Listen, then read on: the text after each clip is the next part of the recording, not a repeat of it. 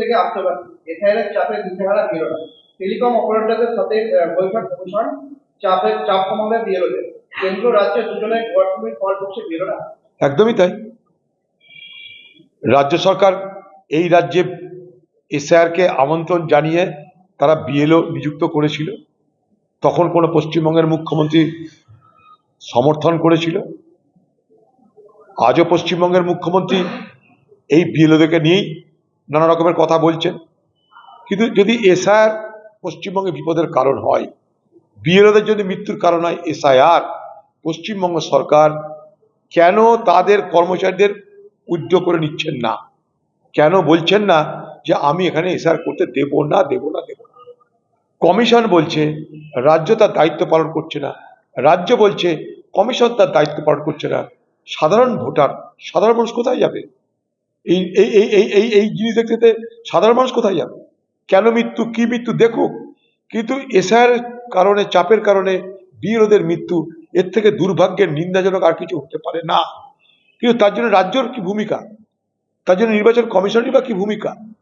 নির্বাচন কমিশনকে বলতে গেলে তারা বলছে রাজ্যকে বলেছে এই করতে, রাজ্য করেনি। রাজ্য বলছে আমাদের কথা না শুনে বেশি কাজ চাপিয়ে দিচ্ছে। সাধারণ মানুষের জানের জ্বালা। এখন হচ্ছে কি, মানে দুই শক্তির লড়াই হচ্ছে, উলু খাগড়ার প্রাণ যাচ্ছে। রাজায় রাজায় যুদ্ধ হচ্ছে আর উলু খাগড়ার প্রাণ যাচ্ছে। বিএলওরা সাধারণ ঘরের লোক, তারা সাধারণ চাকরিজীবী। এই সরকারের অধীনে তারা চাকরি করে, রাজ্য সরকারের অধীনে তারা চাকরি করে। রাজ্য সরকার যদি মনে করে যে এই বিএলওদের মৃত্যুর কারণ এসআইআর, রাজ্য সরকার এখন থেকে বন্ধ করে দিক, ফরমান জারি করে তার বিএলওদেরকে বলুক, সরকারি কর্মচারীদেরকে বলুক, যতক্ষণ পর্যন্ত না ফুল প্রুফ ব্যবস্থা হচ্ছে, নিশ্চিত ব্যবস্থা হচ্ছে, ততদিন পর্যন্ত এসআইআর প্রক্রিয়ায় কেউ সামিল হবেন না।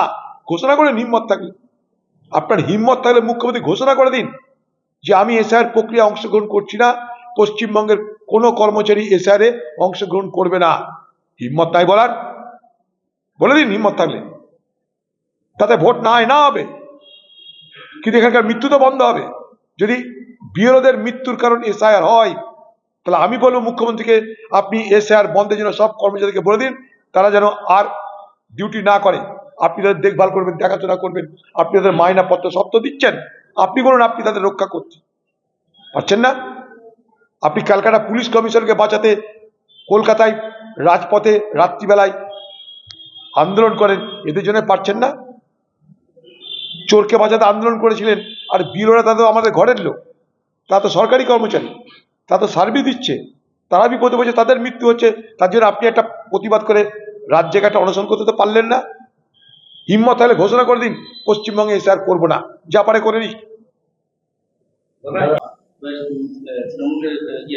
মুসলিমদের সংখ্যালঘুদের দাবি যে তৃণমূল ঘুষ বুঝিয়েছে মুসলিমদেরকে, তার জন্য আজকে এই আরে কোন সংখ্যালঘু কোথাকার চোরটাকে টাকার বিনিময়ে কোথায় গেছে? কে আবার সংখ্যালঘু? কোনো সংখ্যালঘু কথা বলবে নাকি? তৃণমূল তো ধান্দা করে সব মুসলমানদের ভোট, তারা ভোট ব্যাংক করে মুসলিমদেরকে। তৃণমূলের কাছে মুসলমান কে? তৃণমূলের কাছে মুসলমান হচ্ছে ভোট ব্যাংকের নাম। মুসলমানকে ভর্তি দেখাও এনআরসির নামে, এসআইআর এর নামে, আমি আছি তার নামে, আমি থাকলে তোমাদের ভয় নেই, সেই ভর্তি দেখিয়ে মুসলমানদেরকে ভোট ব্যাংক হিসাবে ব্যবহার করে তৃণমূল। আর কিছু না, মুসলমানদের দাম তৃণমূলের কাছে ভোট ব্যাংক।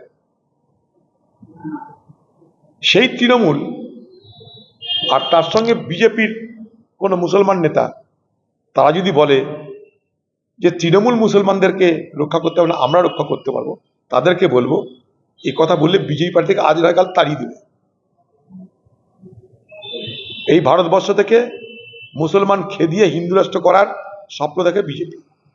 না খেদালেও মুসলমানদের ভোটার অধিকার থাকবে না, মুসলমানদের কোনো ধর্মীয় অধিকার থাকবে না, সেটাই বিজেপির তত্ত্ব। হ্যাঁ, এনআইএর নামে প্রতারণা, শিলিগুড়িতে ভুয়ো তদন্তকারী নাটক পাস, জাতীয় তদন্ত সংস্থার নাম এনআইএর পরিচয় ব্যবহার করে শিলিগুড়ি জাতীয়। দেখুন এইরকম এনআইএ, কোথাও সিবিআই, কোথাও ইডি, এ তো হচ্ছেই। এখন নতুন করেছে সাইবার অ্যারেস্ট, আপনাকে মোবাইলে অ্যারেস্ট করে ফেলছে। সারা দেশ জুড়ে মোদিজি যত বেশি ডিজিটাল যুগের কথা বলছে, ডিজিটাল জমানার কথা বলেছে, তত বেশি ভারতবর্ষে সাইবার ফ্রড হচ্ছে। প্রতি বছরে 22,000 কোটি টাকা সাধারণ মানুষের লুট হয়ে যাচ্ছে শুধু ডিজিটাল ব্যবস্থাকে হাতিয়ার করে। ঠিক একইভাবে এনআইএ মানেই আতঙ্ক, এনআইএ মানেই এক বিরাট ব্যাপার। দেশ জুড়ে এনআইএ নিয়ে দুবেলা করে কেন্দ্রীয় সরকার ঢক্কানিনাদ করে।